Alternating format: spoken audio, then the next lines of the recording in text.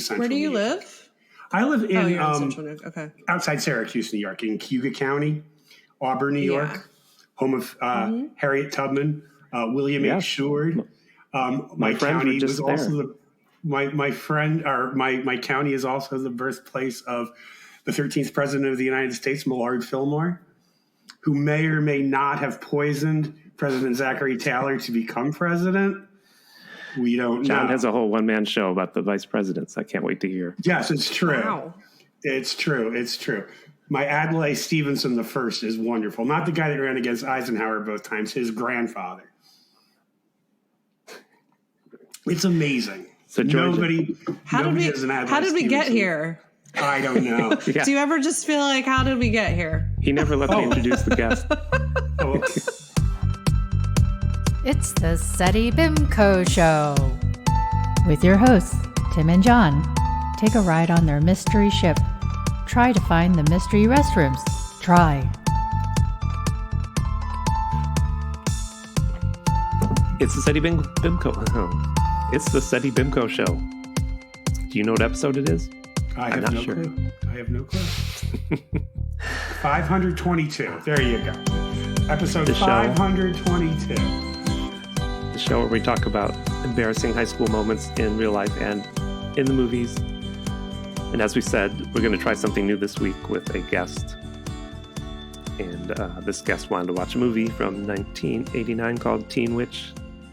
So she's going to talk with us about the movie, and then we're going to talk about her high school experience. Anything you want to say before we get to the guest, John? No, let's get to the guest. Is that it? You want to? That's it. Guest? That's it. Nothing happened to you this week? We don't have time, Tim. Okay. We don't have time.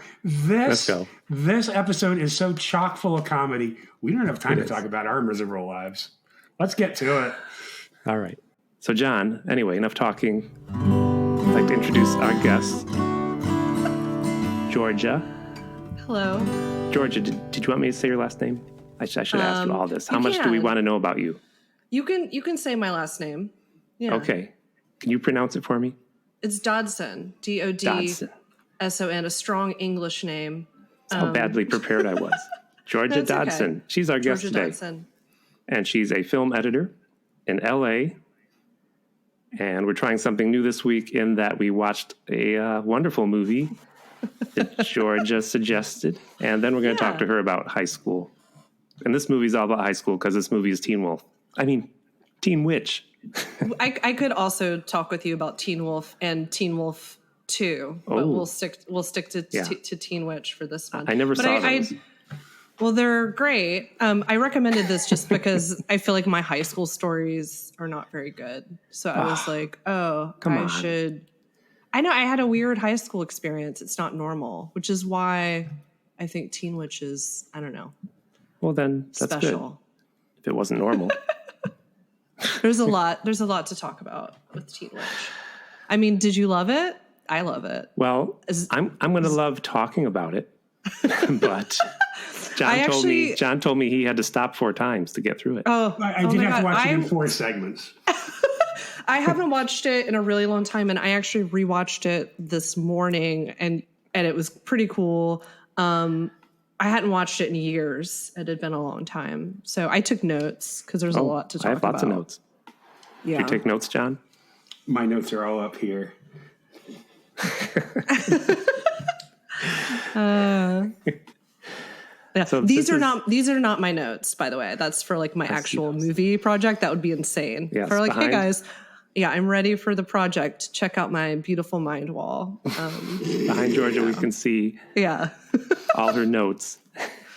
I'm going to zoom in and find out what that project is. No, it's top secret. So you work I know Georgia. She used to live in Brooklyn. So I don't know exactly what you've been working on since you moved to LA. Are you working in TV, movie? I'm experimental documentaries. So I have one that's out on Amazon Prime that was at Toronto Film Festival in 2020, and it's called Underplayed, and it's a feature doc about women in electronic music, and it's super cool, and everybody should watch it. And I edited that. Oh, thank you for telling me about that. I do want to see that. Yeah, it's good. It's really good. And if you like weird electronic music, and it's also, some of it's about like some current EDM artists, but we also dig into the history of women in electronic music and that kind of thing. And now I'm working on a documentary that I'm really enjoying that I just started a month ago for Disney Plus, but I don't think I'm supposed to talk about it. No, I didn't sign anything, but because Disney has like secret hitmen. You signed it. I would probably be shot. You'd probably like get like a poison arrow in the neck and Could we get a description? Because we're in a Mickey Mouse head. That's all I can tell you. It would have it would be an arrow with like Mickey Mouse ears on the end of it. Yes. That's how you know it's from Disney. Yeah. So anyway. All right, yeah, and I just had COVID for the second time. I thought I should share. Jeez. Yeah. See, you got me beat. I only had it once. Yeah. You're the second person I know who got it twice. So. Oh yeah. I did. New York Times bestselling author George O'Connor, friend of the show, he got COVID again, and he's better now. I didn't realize I know who that is. You know who that is? I guess people who we say that to kid him. He was on the show once. George. Oh. Yeah. You were talking about it in your podcast episode that I was listening to. I was just on his show, Hypothetical Island, and I don't know exactly. That may have aired before this aired, so. Okay. Giving a plug. You can go back and listen to my episode. Maybe we can get John on there. I don't know if I'm that interesting. Sorry, here comes the police helicopter. I'll let it go by. Can you hear that? Yeah, we have those. Has like the Weather Underground reformed again, Tim? I mean, what is going on in your neighborhood? Do you want to give us a synopsis of Teen Witch? Or am I putting you on the spot? Oh, interesting. You are putting me on the spot, but I'll do it. Teen Witch is a story of discovering what's really important in the world. Wow. I was also gonna say it's about murder. But we'll get to that. It's Zelda Rubinstein is amazing. We love her. Right? She is a good actor in this. I'll say that. She's incredible. I love her. And it stars Robin Lively, who is, little known fact, the older sister of Blake Lively. I saw that in my research. And she's been married to Ryan Reynolds, is it? Her sibling? Blake has been. Yeah. And I don't know. It's great. I have a lot of things to talk about with this movie. Okay. And it's also like part musical, which is really confusing. That's being kind, but yes, it is part musical. Yeah. John's just shaking his head. Oh, God. Did you not enjoy this movie, John? Well, I mean, I did go back 4 times to finish watching it, so I guess it wasn't, So, I mean, there is that. I mean, I could have, like, when I first turned it, I found out I was turning it off after musical numbers. I was like, okay, I just got to walk away for a little bit. I also hate the music. Yeah, the musical numbers are tough, except for Top That. Like, Top That, to me, like, if in life, like, when I think in order to be, like, a power couple, it should be a requirement that all power couples have to learn to do that rap together. What's this? Stop that. But yeah. Stop that. I don't really give a And whenever they enter a party, they have to be like, top that, and rap at each other. That to me would be like true love. What happens to the loser? Maybe that's how you do your wedding vows. I would not be surprised. That would be a great wedding. I think someone's definitely done it. I'm going to Google it right now. No Googling. Teen Witch. I have 2 monitors. I can do. You're on this monitor, Googling over here. Teen Witch. Top That wedding. So I did read Teen Witch was made because Teen Wolf was popular, and they wanted to make something similar for a female audience. Oh, interesting. And also in the movie is Dick Sargent, who was the husband on Bewitched. Mm-hmm. I kind of thought that he was in the movie because somebody in the production knew him and said, hey, this would be cool. He used to be on Bewitched, because he's just not there. I don't know what you thought of his performance. It looked like he had a few drinks and sat on the couch. Well, he died, I think, a few years later. So Come on, Georgia. Now you're yeah stepping on my joke with sadness. Sorry. Was he sick then? I don't think so. I don't know. It was several years. He did not look well. Yeah. In the movie. He didn't look great. But I'm sure that was like a tongue-in-cheek casting move. Yeah. Of course. It was. Yeah. He was the second Darren, actually. Yes. Mm-hmm. The imposter Darren. Yes. Yeah. The first Darren had a lot of back problems. Yes. My personal favorite thing in the whole movie is the little brother. I was just going to say, because he's in the opening scene eating chocolate under his sister's bed, which, it's very weird. But he's great. He is also in a movie. It's such like an 80s movie trope, like the weird, like little brother who's like always, messing with the older sister. He is also in a movie from that era called Near Dark, which is a wonderful vampire movie. Oh, I know that one. Directed by Catherine Bigelow, Tangerine Dream soundtrack, starring Bill Paxton as a very hot vampire, and they ride around in a vampire Winnebago in Texas. Yes. And like, have you seen this movie, John? Yeah. I can't say that I have. It does sound familiar, though. It's from late 80s. Yeah, but I'm not here to talk about Near Dark. I'm here to talk about... You can talk about whatever you want to talk about. And I'm just going to keep doing that every time I go with a different movie. But anyway. Yeah, but I love that little boy. I would like to be friends with him in real life if he's like... Ooh. But and at breakfast, did you notice he had a Pop-Tart machine with like all the Pop-Tarts on a skewer? Did you notice that? No, I didn't see that. It's just adding to his joke that I guess he eats sugar constantly, and today he's got diabetes. Louise, she's not very well defined, would you say? Because she seems to be pining after Brad, who is a kind of a Tom Cruise... He's kind of a Tom Cruise lookalike of the way. I think they're doing his makeup like Tom Cruise. Totally. And she seems to be the geeky girl who doesn't dress, her mom dressed her awkwardly.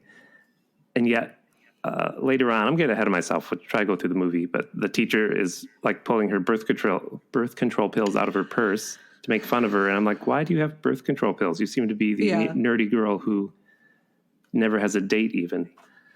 Yeah, I think the joke, the non-joke there was that she didn't really need the birth. It was like wishful thinking, which is like super weird kind of thing. That was a terrible joke. A terrible teacher. Yeah. She's a dork. She really also hanging out on the toilet, I always think is like a weird thing that happens in 80s movies where you go and you find someone and they're hiding on the toilet. Right. And I'm like, I don't want to hang out on the toilet. Well, that's the hiding place, right? Yeah. Well, not in our high school, as me and John talked about. They tore all the doors off the booths. Yeah. Wait, did you guys you didn't go to high school together, did you? Oh, yeah. Yes. Yep. Oh, is that like the whole thing of the show and I missed it? We've known each other since we were 15 years old. Oh my gosh. Yeah. Wow. John explained last week that I went through my list of high school people I knew, asked all of them to do a podcast, and finally John was the one that said yes. I was number 67. Wow. I don't talk to anybody from high school. Well, I don't either, except John and maybe one other person. Tim. But at our high school, they tore the doors off the booths or the what do you call it? The stalls. Ew. There was no way to hide there and cry. What if you had to drop a deuce? What did you do? I didn't. You did it out there. Yeah. Everybody You did. just like held it.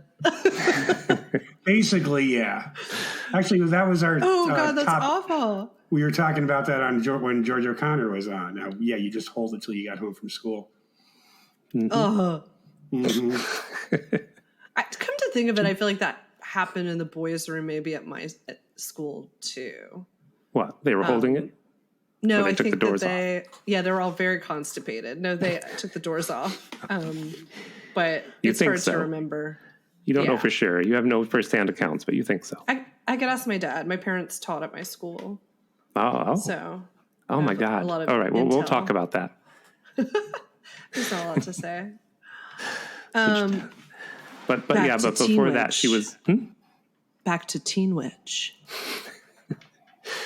And also, yes, she was hanging out in the locker room watching the other girls put on a musical for reasons I wasn't sure. And she was like, they're mean, but I kind of like their dance. Yeah. Yes, John? She's like... That was the first time I had to shut it off. After that number, it was called I Like Boys. However, I Like Boys. What I felt was the most hilarious thing in the movie was I Like Boys. And was she a gym teacher? And she like shuts off I Like Boys. And she's like the biggest lesbian looking. Totally. The biggest lesbian looking. And I thought that was the most hilarious thing. I'm giving up my choice. I realized this morning. I like boys. I like boys. I also laughed at that, and I was like, "Oh wow, I love like the lesbian gym teacher." Yeah, it was like this ball like, breaker from "Turn Porky's. it off." I mean, it was like it was only like it couldn't have been more than 10 seconds. But I thought that was just the most hilarious thing, and I was like, okay, I just got to shut this off. It was really funny. Yeah, I mean that's the thing about this. And sadly, that was the last time there was a person of color in this movie. She got like 10 seconds. It's they all are. This movie is super white. Era. Or like if you think of like 16 Candles or whatever. Yeah, I mean it has all the the tropes. All the 80s. Yeah. But there's nobody. Go ahead anyway. Yeah, they did. Mm-hmm. But if they wanted to show up, they needed a exchange student. But thank God they didn't, because it would have been totally. It would have been at the expense of whoever it was. Long Duck Dong from Pretty in Pink. Either an Asian or a Hispanic or yes, yep. Yeah, somebody from Sweden. It would have really been, and they would have, and then there would have been like some teen sex because I was an exchange student to Sweden, but see, it would have like automatically involved sex. Because, in Sweden, I will say, I feel like it's like sex all the time. Just constant. I'm Swedish. Just had sex all the time. Well, I would like to find, and I hope there is, a foreign movie where the exchange student is from America and they just make fun of that person mercilessly. Just like eating McDonald's. Just eating McDonald's hamburgers all the time. Yeah. Like every scene, the American exchange student would have a McDonald's hamburger in his hand. He would basically be so good. Richie from this movie, the younger brother of Teen Witch. Yes. Just put him in the movie as the exchange student. A few later, instead of sweets, it would be a McDonald's hamburger. And but halfway through the year, he'd die of diabetes. Pull out a gun. He'd pull out a gun. Oh God. Or a gun. Yes. Sorry. Or a gun. Poor Richie. Poor Richie. Okay. So Brad. I have some quotes that I really like too. God, Brad looks just like. Go ahead. Tom Cruise. What's up with that? That workout he was doing. By the way, I looked it up. He was 25 playing a teenager. And when he was working out, I'm like, you don't look like. Really for a minute. But it just cuts to this like extreme close up of like the hole that he's trying to throw and the ball just goes like through, which is like hilarious.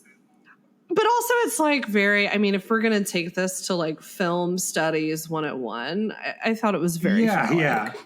And it just, he did not throw that ball. I guess. Oh yeah. I think they're sneaking in lots of stuff there. Yeah. I mean, that workout was made me want to join Scientology so I could meet the real Tom Cruise. Although I will say the actor who played him, Dan Gothier, actually hasn't had a half bad career in television. He's done a lot of guest and recurring roles. He played Jolie Fisher's boyfriend on Ellen for 2 seasons. Oh, He's wow. actually kind of interesting. Maybe not the movie career he thought he was going to have, but no, he still does a lot of guest spots on TV. And Ellen was almost one of the teachers in this movie. I read that. Oh, wow. She didn't get the job. Oh, wow. She would have been the Marcia Wallace character. That's the only teaching. She would have been the Marcia Wallace character. That's the teacher who won the lottery. She could have been she could have been the old maid teacher, which also let's like talk about lesbian gym teacher. The old maid teacher, which was like so like shitty, like just like a horrible portrayal. Yeah. God, there's so many good. Oh, what were your quotes? I talked right over you. Oh, I have a lot. Well, we got time for like half a one. We have time for half a one? No, come on. I'm just kidding you. Okay. My favorite one is when she goes on the date with the nerdy cousin. Okay, well, you're getting ahead of yourself. Oh, wait. Do we have to go in order? Well, do we really I was going to try to tell the story. We have to go through it all, really. I mean... Okay. Well, I will set it up. You're right, because not everyone's seen it. He gets very excited because the popular girlfriend of Brad asks her to go on a double date with her cousin who's visiting. And she's like, oh my God, finally I belong. I'm going to be popular. I'm going to be the most popular girl. And she goes out with them, and the cousin is just like quintessential Revenge of the Nerds. Actually, not Revenge of the Nerds. No, he's worse. Right, because Revenge of the Nerds is actually offender. amazing, and we love those nerds. This guy is just like weird and doesn't even make sense. Like he's really nerdy. I can drive through the fog like a hog with a heart on. I was like, what? What? You know, like which is shitty. Did you miss that, John? No, I got that, but it's like, did that work on women in high school, Tim? You tell me. Like, were you like, I got to work hard on into the conversation? That'll get Yeah, right. I mean, you know, I'm just saying. He was, and her parents didn't even want to meet him. That's why Dick Sargent was like, he was always on the couch, like, whatever. Yeah. Maybe they're just like... And she snuck into the bathroom, put on some more sexy clothes, and that's when her blind date's like, what's with this? He didn't make any sense what he was interested in. But since we're talking about him, she murders him. He disappears. She says, I wish you'd leave me alone. And she's got her witch powers. At 16, she becomes a witch, by the way, in the plot. And she doesn't know how to use her powers. And she says, go away, leave me alone. And he disappears. I don't think she murders him. I think maybe it's understood that he's at home. I think it's just understood that he never came that night. I didn't understand that. I thought he's in the cornfield like that kid in Twilight Zone. Yeah, we didn't Epstein's, really get any clarification. But luckily, he's not a sympathetic character because he just said, I can drive through a fog like a hog. We don't, but the fact that Louise never cared. She never cared. She probably murdered someone. She just back to like, I got to get Brad's attention. Anyway. Well, you know, get your priorities straight. Yeah. I just didn't want to leave out her Madame Serena, is it? Played by whose name I put up here? Zelda Rubinstein. Zelda Rubinstein from Poltergeist, for those who haven't seen this movie. She was the woman who came to help out. But her friend Polly, she grew up to write a book called Yoga-losophy. Yeah, let's talk about that. She's a big yoga person. But I actually liked her more than her friend Louise, like through the whole movie. Oh. I don't know about you. I thought she was underutilized, yes. I would have liked to have seen more of her. Yeah, I also wondered, like the whole part too, where Louise is like, hey, she casts the spell on herself to become more popular, but then she doesn't also cast it on her friend. I mean, she does like that one thing for her. But then I was like, she made her like rap. Also make white people rapping? Yeah. Yeah. With the super cool guy who talked about schlongs and sex education. Yes. Wow, I really want to date that guy. Skipping ahead again, that they made this old lady teach sex ed. Calling the sperm, was it Sparky the sperm? Yeah. Sparky and she's got an umbrella to help teach. Sparky the sperm. Yeah. That was before. That was before the rap, though, I think. That's why I wondered if you had seen this at 16 and you thought that whole scene was hilarious. I just wondered if you... No, I didn't see anything at 16 or God, what doing when I was 16? Unclear. Yes. But yeah, another quote that we forgot about that I think that was earlier is the brother, where he's like, "Nobody wants to date you, Louise. You're a dog. You're a dog." That's my favorite part in the whole movie. And then he turns into a dog because that's like right when she gets her witchy powers. Oh, yeah. I did want to see more of him, but not in a good way. I just thought he was freakish. And I was like, I'd like to see more of this kid. Didn't you like him, John? I was kind of hoping he would have been impaled on something in the end, but that's just me. But I guess they couldn't have that much. I guess they couldn't have that much gore in Teen Witch. But that was just my opinion. There was no blood. Honestly, you have to watch him in Near Dark, and then I think he's just going to make sense to you. Like, he's not just a child actor. Okay. Yeah. What was that? You sound doubtful, John. No. Now I know. I will go see that now. I will watch that. I will watch that.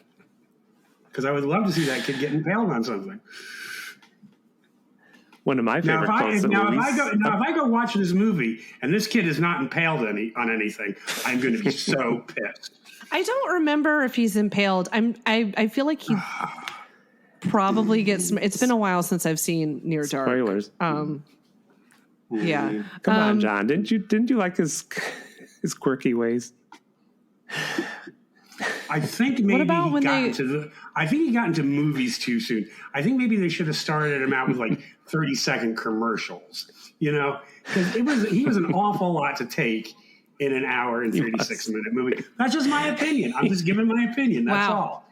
I totally disagree with you. All right. Yeah, I enjoyed him too, John. I enjoyed hating him, John. You don't understand. I enjoyed. Did he just leave? Oh, I thought you just left in anger. No. Just giving my opinion. Well, wait. We need to talk about more violent deaths in this, and maybe a little more male nudity involving Dan Gothier. That's all I'm saying.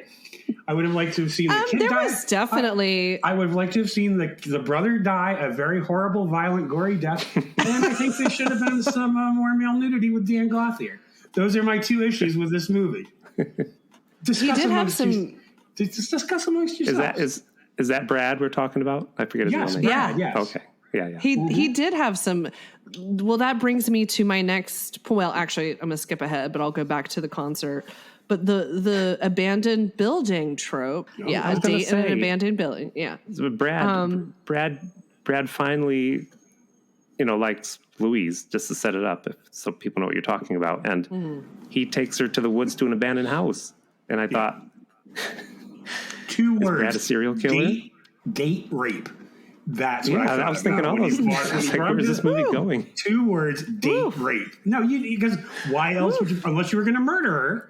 Exactly, Tim. Yeah, that was. Why else would you bring? Why else would you bring a girl to a house like that?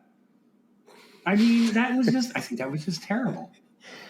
And she took her shoes off. That grossed me out more than anything. Did you see she went up the steps in her bare feet? I just thought splinters and rodent poop. That's all in her feet. I hope your tetanus shot is updated.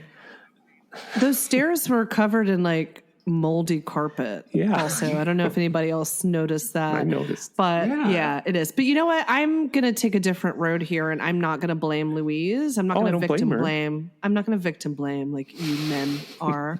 I'm not. I think a woman should be able to go to an abandoned house with a man if she wants and expect to not get assaulted. But she's but she's 16. She's not really a woman. Yeah.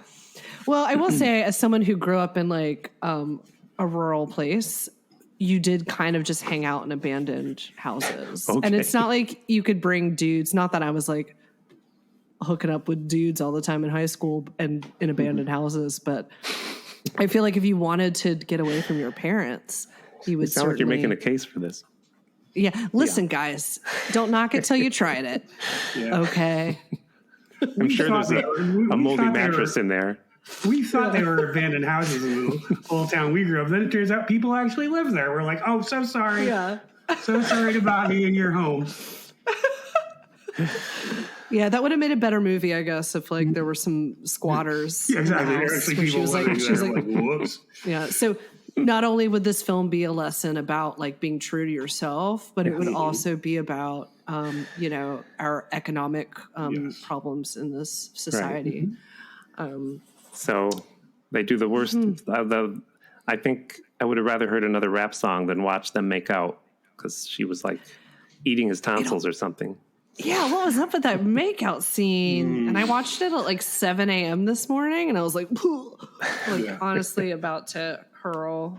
So, and also that concert that she goes to. Was that a real star of the day? I didn't even look that up. Just a made-up person, right? She was just the woman who did like those other songs in the soundtrack. She may have sang I Like Boys, I'm not sure. But no, she had done like a bunch of the songs in the soundtrack, and they just put her in the movie, is what I believe. Is that true? Is that truth? Sometimes you're... No, that's what I read. This isn't leading to a joke?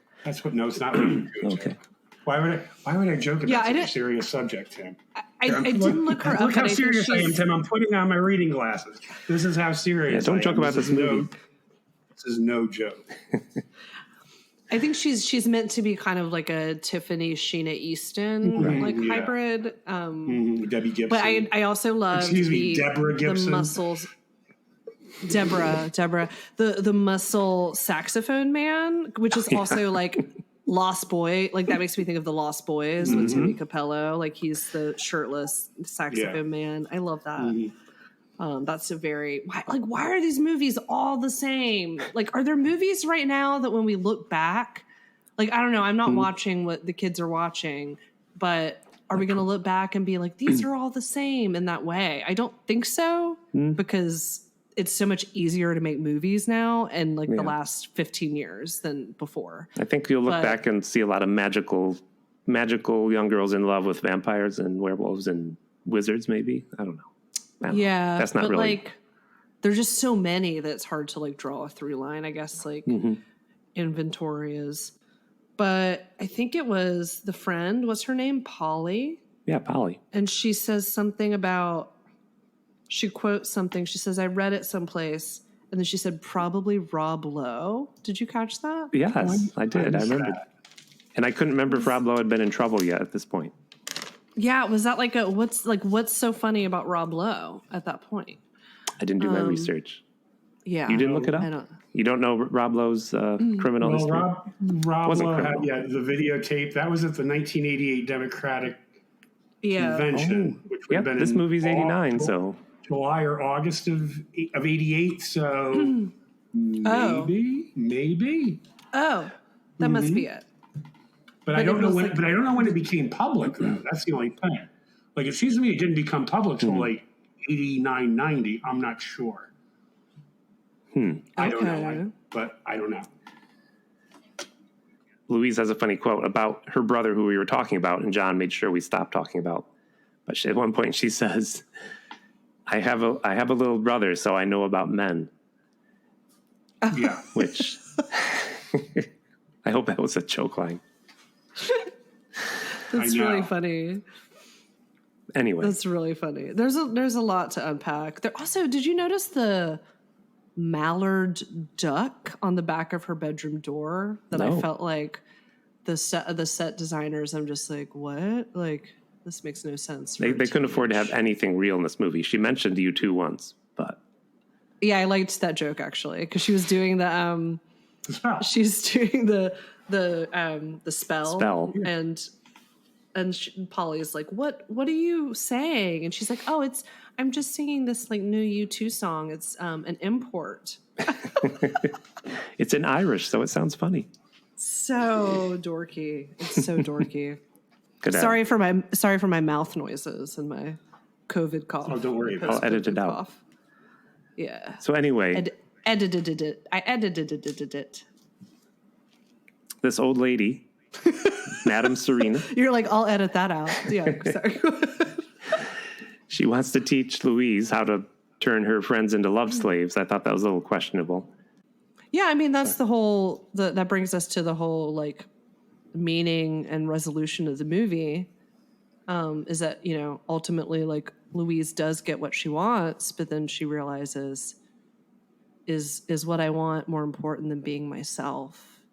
You should add some sad music here. But first, when she got what she wanted, she got to be the most popular girl, and guys were sexually harassing her from cars all the time. So I was like, is this really what you wanted? Yeah.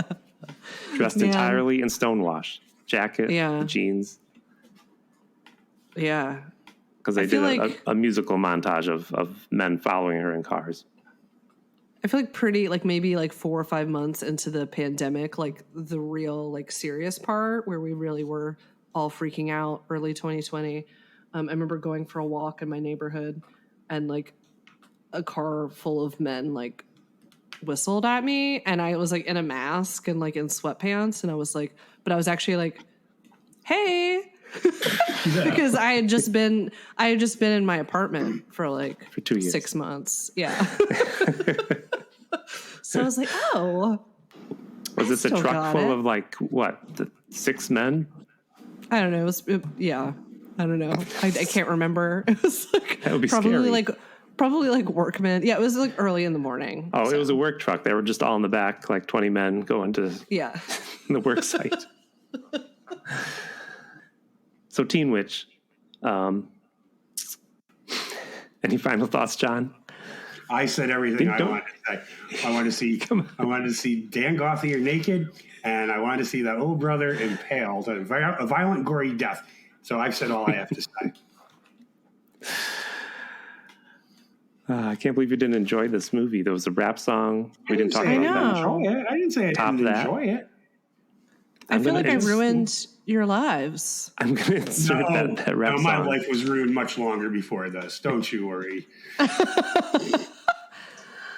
Yeah, I actually talked about everything on my list except for the "No one's coming to your birthday, Louise" quote. That was kind of sad. I thought that was I just thought that was very sad. I thought that was wrong. That was just wrong. No, I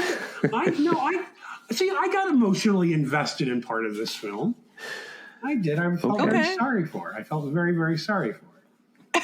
Well, I did too until she murdered. She didn't care that she disappeared at blind date. Well, and then I had no more sympathy for her. But at that point, they'd already been established that the spells were only temporary. She was going to be strengthening her powers later. So right now, in the beginning stage, that's what Madam, whoever Zelda Rubinstein played. Okay. That's what she said. She goes, well, because she was wondering, why did the spell wear off? She's because they're only temporary spells. You'll have to hone your powers, basically. So you knew it was only temporary. Okay. Well, Louise didn't care. That's all I'm saying. She didn't check. She didn't give him a phone call. Well, I think there's riding a hog with a hard on. No, why would you care? Come on. I also think there are things that in films, a lot of things kind of have to hit the cutting room floor, so to speak. And I just don't think you have to explain. I think it's understood. I watched the entire credits of this movie. I thought there'd be an after credit scene of him. We'd find out what happened to him. That's how much I cared. We'd find him at home. He appeared in his bed. You should make a fan ending and upload it to YouTube. But his cousin didn't seem to care. I mean, she didn't come knocking on the front door the next morning going, have you seen my cousin? So if he was disappeared, she didn't seem to care either. So did we look up the guy who played that guy? Oh God, I didn't. He's not in the Wikipedia credits. I'm trying to think of where I saw his name. I'm on IMDb right now. Do that, yeah. Maybe it's on Daniel Carter. Carter. Mm-hmm. That she played a very inappropriate. I mean, she was very mean to the teacher. I granted, terrible teacher, flaunted her birth control pills, and she makes a voodoo doll and makes him strip down. I guess she was going to make him strip naked, but the principal came in, which I thought, no one wanted to see that. Played by Shelley Berman. Shelley Berman played the teacher. He won the very first Grammy for Best Comedy Album. I read that in his bio. You're kidding me. Oh. Tim, I would not kid about a Grammy award. I hope this wasn't his last movie. I would not kid about a Grammy Award. I'm going to look him up. Because he had to do that stupid joke. So, of course, the voodoo doll worked for a while. So they dragged this joke out too long. They washed the doll and he walked into a car wash and, all this stuff, right? Do you guys want to know something that I just read on the internet? What? Sorry. So it's got to be true.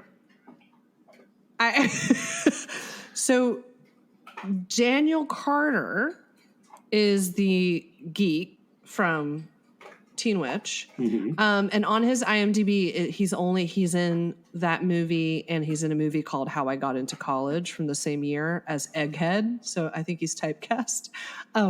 But there's the only thing on here is that trivia. Did you know he's the owner of Red Carter South Beach, a high-end swimwear design company? And so I looked, and he's a sexy bathing suit designer. For men and women? I think it's just women. I'm on the website. Are you shopping? You're shopping while you're on this podcast? I've purchased several swimsuits in the past 5 minutes. No. I just think that's weird. Okay, sorry. I'm off IMDb. Bought some swimsuits. So the voodoo doll thing, that was like not a good joke to drag out. It was excessive. And then like obviously they're gonna notice it.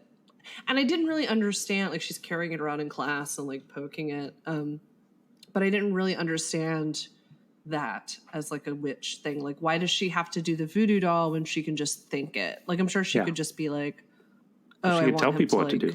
Yeah. Mm-hmm. Yeah. It was very confusing. But again, maybe it's one of those things where it's like, it's Hollywood, man. We can just let it go. Don't ask questions, just put it on film. Yeah. I also think it was on the cutting room floor. I'm sure Richie, her little brother, was humping that doll for the rest of, until he was about 30. I want to be right, friends John? with Richie. John hated that character. I'm getting one of those little headaches over my eye right now.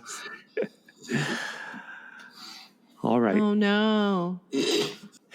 We're combining the episode in the short time we have left, we hope you would tell us about your embarrassing or odd high school story that you didn't tell me about. So I don't know what you're going to tell me. And where did you go to high school? I went to high school. I was born in Princeton, West Virginia, grew up in southwestern Virginia. If you watched, Are you talking about like near Roanoke? Dopesick? What else is over there? Yes, 2 hours west of Roanoke. That is Western Virginia, yes. If you watched Dopesick, that takes place in my whole... I really enjoyed that show. I thought it was a very accurate portrayal of where I grew up. And it's, that's that whole... There's like a scene where they're driving on I-81 from Roanoke to Abingdon. And I'm like, yeah, I drove that. Were you anywhere near Mount Rogers? No. No, okay. Mount Rogers, Virginia? Yes. It's the highest peak in Virginia. The only reason I said that is because I had friends.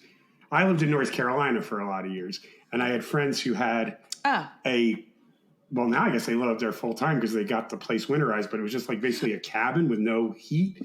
So they would only open it during the summer. But from their property, you could see Mount Rogers, which was actually in Virginia. Anyway, that's why I asked. I did live near. I did. Sorry, I totally blanked because I left home in 2000. Mm-hmm. Oh, okay. So it's been 22 years since I lived there. Yes, I do actually know where Mount Rogers is. So if you maybe they hadn't built Mount Rogers yet.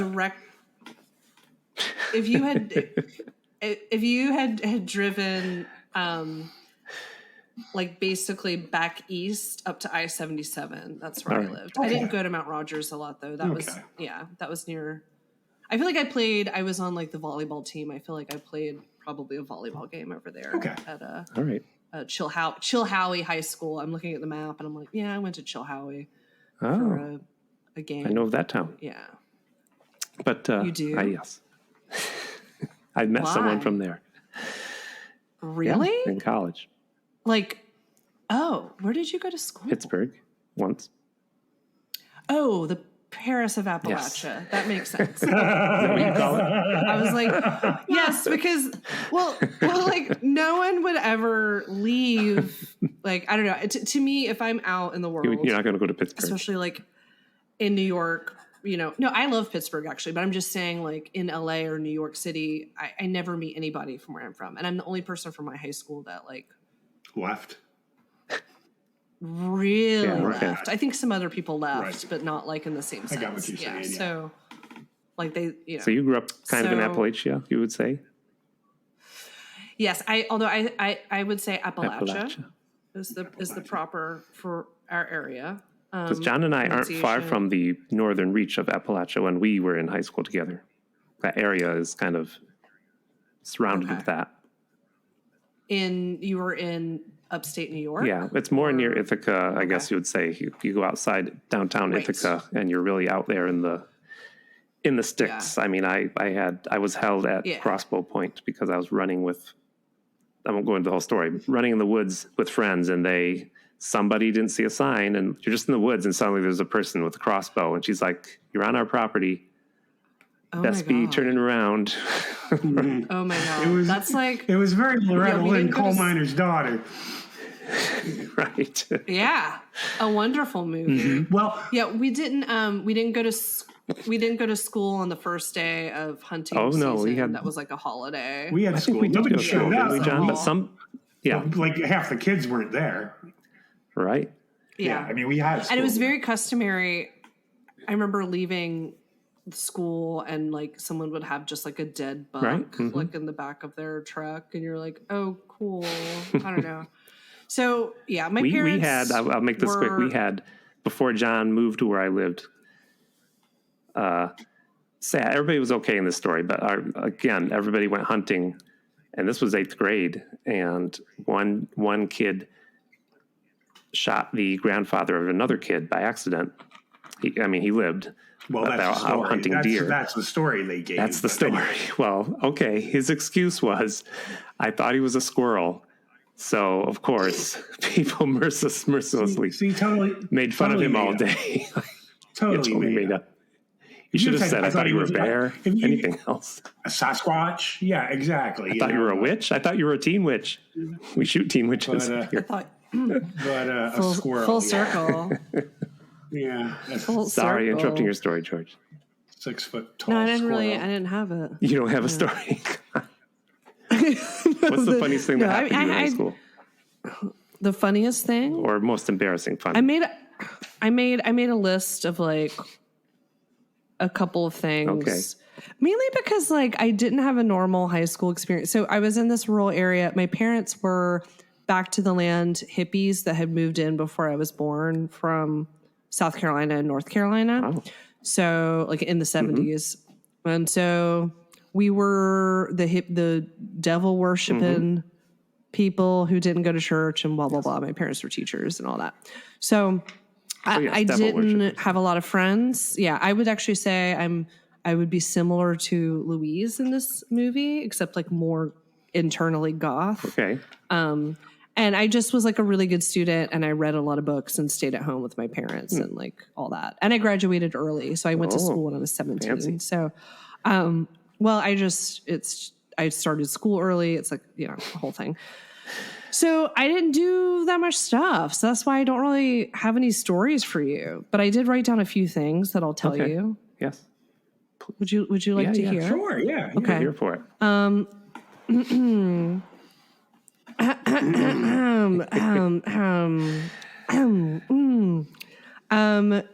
I was on the volleyball team, and very early, I'm 6 feet tall also, and so I was this tall when I was like 12, but like really skinny, and very awkward. And I had braces with like buck teeth, and it was rough. It was rough. If you look at my photo from like 9th grade, I'm like, I could be Dave Grohl, or I could be just like me. Like, it's like really confusing. Me doing my best Dave Grohl impression just because I'm trying to not open my mouth to show the braces. But then I have like long triangle hair, and it's like very early 90s with like a little like beaded necklace. It's terrible. But anyway, I remember calling the ball in my first volleyball game. I was so nervous, and I remember I screamed, "Got it!" And the ball came and it hit me on the head. and I got taken out of the game, and it was like awful. And I thought I'd never play. Taken out because you were knocked out? Or no, because it was like, it was like so terrible. I didn't think they take you out just because you make a mistake. I never played volleyball, but I didn't think the rules worked like that. They wanted to win the game. So that's like a thing that happened. Do you remember if they did or not? Did they win the game? Did you remember if they won the game? Oh, no. I don't remember. Well, they could have lost it, and maybe it had nothing to do with it. Yeah. You know? Yeah. Mm-hmm. Yeah. So that's the thing that happened. That's not a really great story. Another thing that happened, I remember I had headgear, which is really cool. For braces?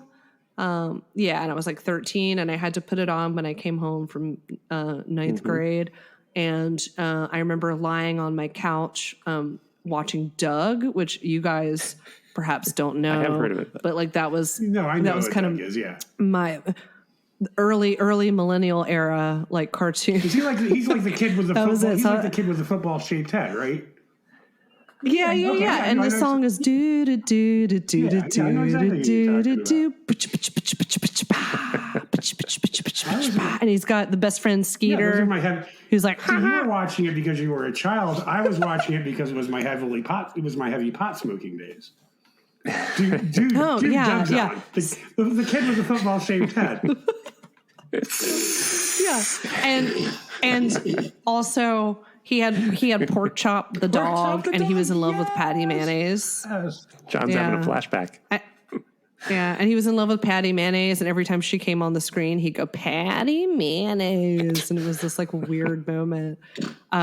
There's also a bully on that show named Roger Klotz, who's this like pale, he's got dyed hair or like bright orange hair, and he always wears this leather jacket and a wife beater. And years later, when I was in college, some friends of mine, there was a guy at our college who didn't know it, but he looked exactly like Roger Klotz and like wore that outfit. And some friends dressed up like the cast of Doug and just like hung around him at this party. Oh my God, that's hilarious. And you never learned his name, and you just called him Roger Klotz all through college. No, I actually am really good friends with him. He's married to one of my really good friends. So he's going to hear this. He knows. He'll no longer be your friend. No, he knows. All right. He knows the story. But anyway, so I was at home with my headgear on watching Doug and drinking a glass of milk. And I was wearing a really cool outfit from Kmart, Laguna Sportwear. I remember it was like a baggy t-shirt with matching shorts. And then I had, it was hard to find like shoes for my giant feet at that time. And so I was wearing these like giant white Reeboks, which are cool now, but were not really that cool then. And I was wearing Kathy Ireland Kmart brand slouch socks. Okay. And I'm sitting on the couch and my brother brings his hot friend over. Which in retrospect, my brother's 5 years older. I'm sure that guy is like not hot, and he also may not even be alive anymore. Like, let's be real. But relatively speaking, in Western Virginia, he was an Adonis. Yeah. Yeah, totally. I was like, ooh. We were I sat around the table with them, and I was drinking this glass of milk after watching Doug, and he told a joke. I don't remember what it was, but I spewed milk like out of the headgear, like onto my brother and his friend, which was really cool. I wish you could remember that joke. So it was probably something about a hog with a heart on. Yeah, actually, to bring this full circle, he actually said, I can drive through the fog like a hog with a heart on.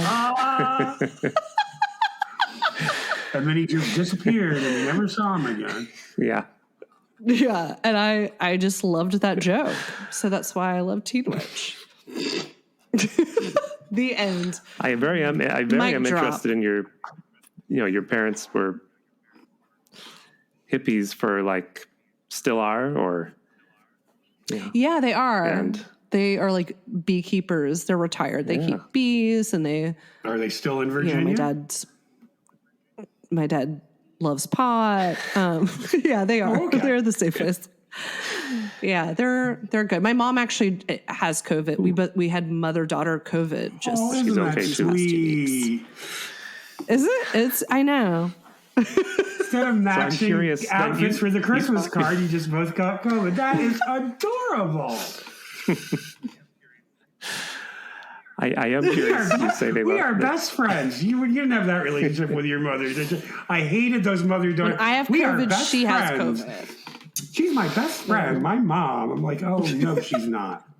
She's your mother. That's right. We're besties. All right. We are besties. Me and my mom. Jim, what were you going to say?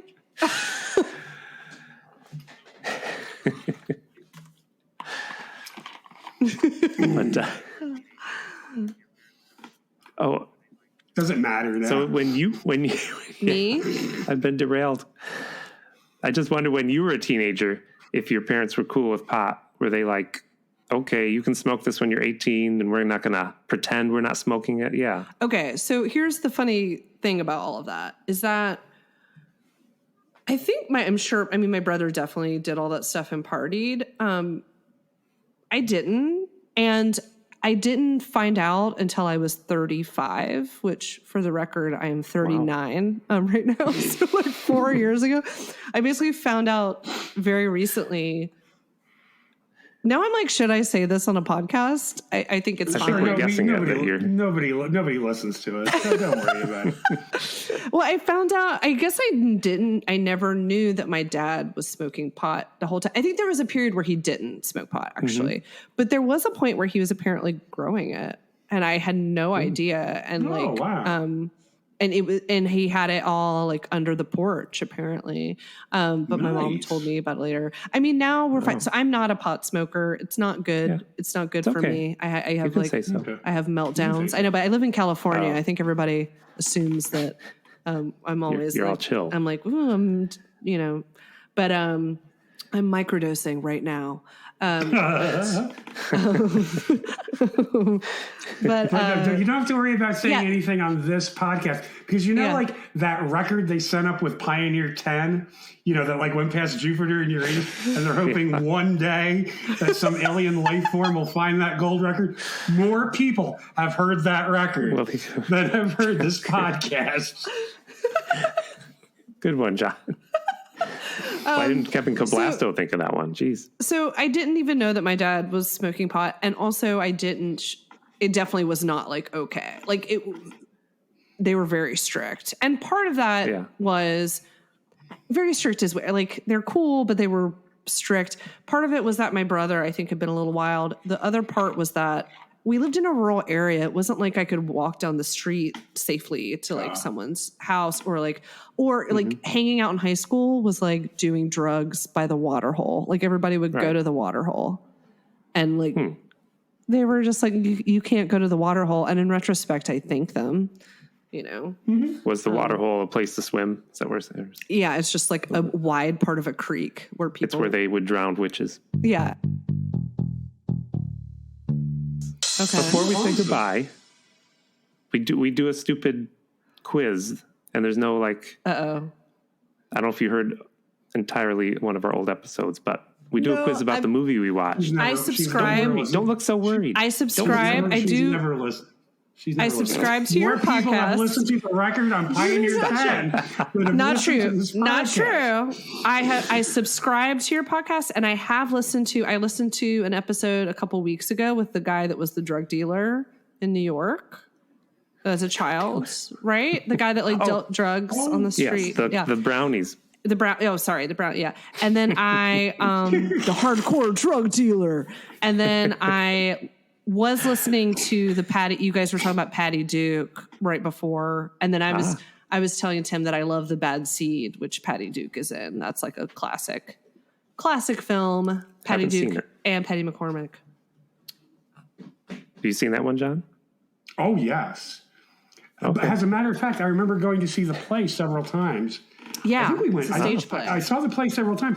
And so having seen the stage play, like I'd watch the movie, but I never watched it till the end. Well, finally, about 2 or 3 years ago, I finally watched the movie all the way to the end. They totally changed the ending of the movie from the play. They did. It's a different. It's totally changed it because they didn't. They had to punish. They had to punish the bad seed. Exactly. Yeah. So when I tell people I like The Bad Seed, I think they get confused, and they think I'm talking about the one with Macaulay Culkin, which is that's what which is The Good Son. That's different. The Good Son with Elijah Wood. Oh, yes. No. Is that Elijah? Was that the good? It was called The Good Son. What's the one where the Macaulay Culkin is an evil kid? Which one's that one? That's The Good Son. Good Son. Okay. The Good Son. He says Good Son. What do you say? But it's not. That's not the movie that I.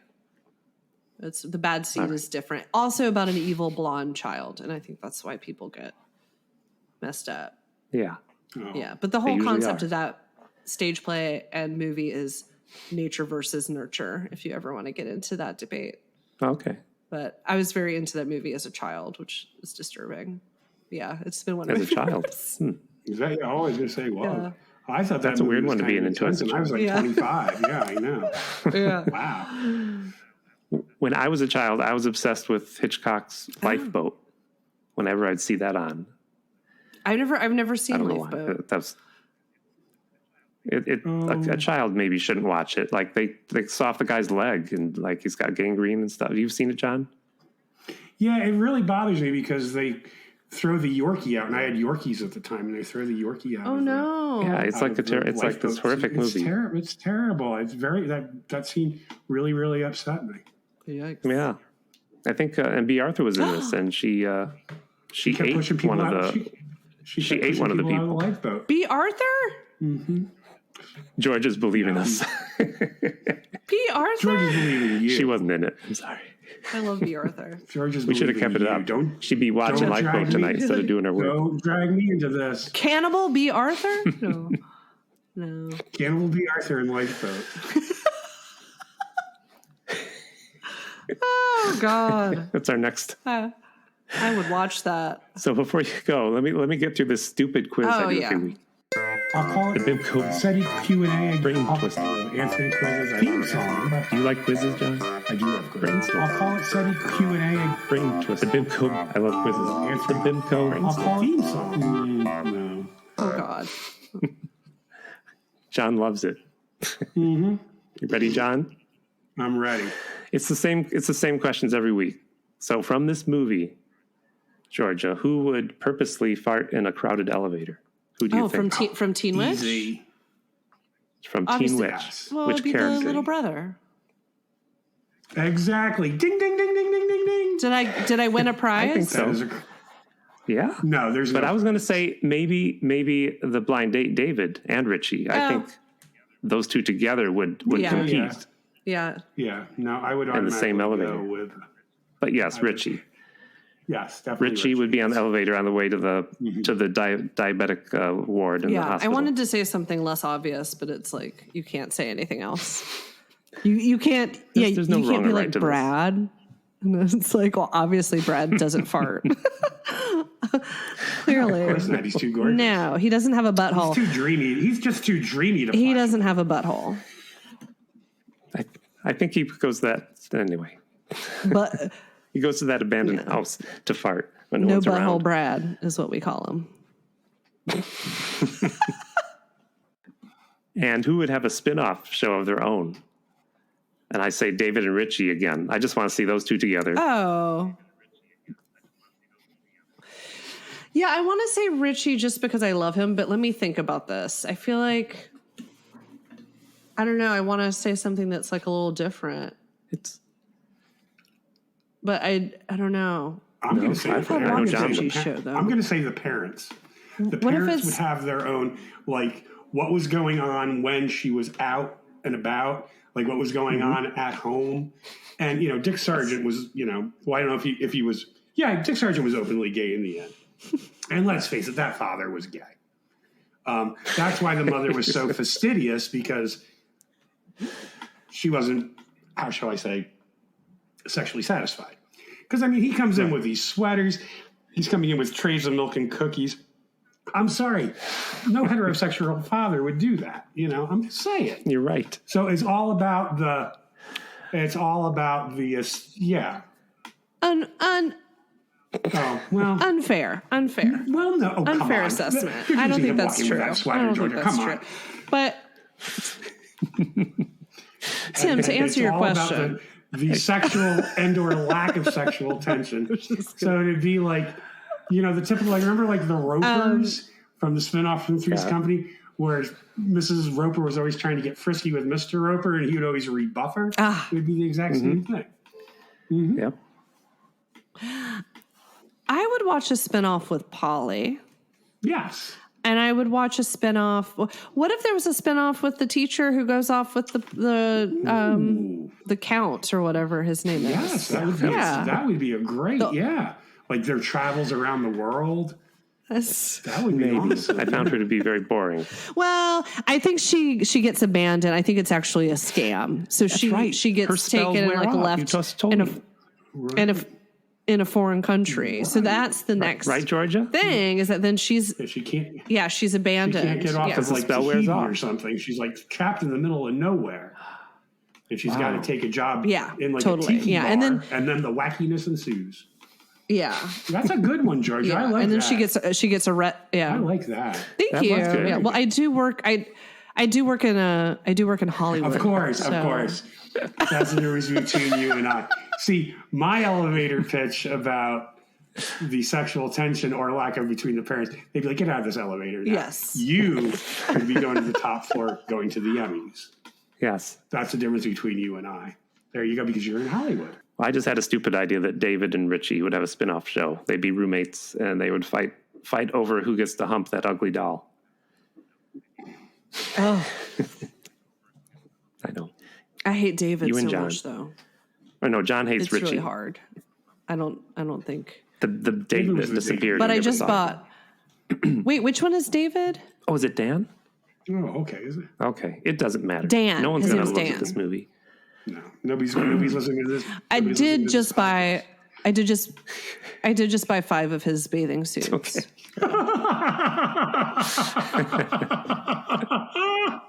That's why she knows his name. You send me the link. I want to see his bathing suits.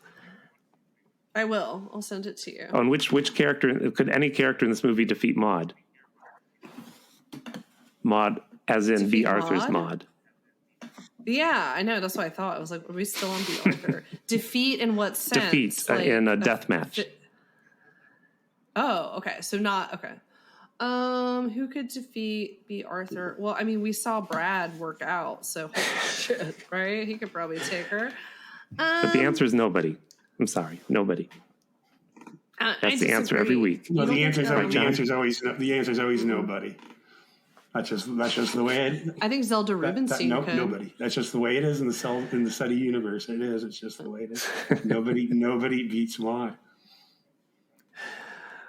I've never watched Maude though, but I love. All right, well, we'll see you later. Watch Maude. Show's over. Yeah. What was your name again? Thank you for being on the podcast. We're gonna send this up on a probe to Uranus, and hopefully in another 400,000 years, some aliens will find it. I want to thank you for your time and introducing us to this wonderful movie. Oh, yes, you were awesome. You're welcome. It was really fun. Guest. Oh, good. Oh, good. I'm glad. I was worried I wouldn't be good. I wish we had more time with you. Thanks for being here, Georgia. Now we're going to say goodbye. Yeah, it was fun. It was good to see you. Bye. All right. Bye, guys. Bye. So she was a great guest. Fantastic guest. I'm going to look up those bathing suits. Mm-hmm. This is part of the show at the end where we check to see if we have emails. And this week, we don't have any. Oh. So there you go. I was like sitting on the edge of my seat. Did you see me? I was like sitting on the edge of my seat like, ooh, it's coming. It's coming. Your screen is still frozen. Oh. I'm frozen on the edge of my seat is what. You are. I would like to just mention the movie mixtape because they mentioned us this week. And I watched one of their movies. I wanted to mention the new podcast called Freddie and Spaghetti by Cablasto and Yoli. Kevin was a guest on our show just recently. Yes. And that's it is Freddie and, because we were getting it confused. We weren't sure. Was it Freddie and Spaghetti or Spaghetti and Freddie? So we are sure it is Freddie and Spaghetti. Oh, don't test me. Make me look. I think it's Freddie and Spaghetti. But it's a great podcast, which is out now. They talk about spaghetti westerns And alternate weeks, they talk about a Freddy movie. Nightmare on Elm Street. Nightmare on Elm Street. And I'll mention Hypothetical Island because I was a guest on their show. So nice. That episode maybe already came out, but you can look up Hypothetical Island with guest Tim Hamilton. Mm-hmm. I wanted to mention Corey's zine called Screezine. He was worried I didn't get it, but I did get his copy. I've been reading about... you can hear it. Right here it is. Yes, I can hear it. You can get it at... Maybe next week I can see it. Yeah, if your screen didn't freeze. Oh, you can see me? I can see you perfectly. No, if you just kind of put more to your right. Oh, nice. Okay. That is very professionally done. There are many pages. Very impressed. But you can get it at www.thegrumpus.com. That's his store. The Grumpus. Grumpus is spelled Grumpus. Okay. So a shout out to him. And John, you're picking the movie next week. What are we going to watch? We are going to watch the 1985 NBC made-for-TV film starring Michael J. Fox from Family Ties and Nancy McKeon from The Facts of Life. It's entitled Poison Ivy. Okay. Sounds amazing. Mm-hmm. It is amazing. This is the best movie I've ever picked. Yeah. And you can email us at SETIBIM. You can email us at SETIBIMCO with an E at Gmail. You can follow us on Twitter at SETIBIM, SETI_BIMCO on Instagram. And I guess that's it. So we can get out of here. Let's get out of here. All right. Tim, I'll talk to you later, John. Next week. Okay, bye-bye.